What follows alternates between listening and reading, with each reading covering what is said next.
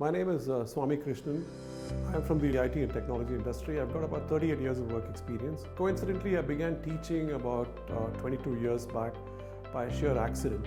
One of the reasons I strongly believe that I should be in the field of education is because I believe that learning is for life, not just for living or making something today. This is something that I internalized a lot when I talked to Swami Abhay Amritananda in Coimbatore. I was fortunate to spend a few days with him.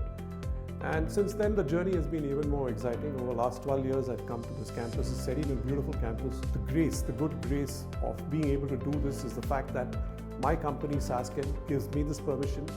My chairman encourages the fact that theory and practice must go together, because without good theory, you don't have good practice, and without good practice, you don't develop good theories. So being at Amrita, teaching at Amrita is a joy. In fact, I consider it as a privilege and a blessing.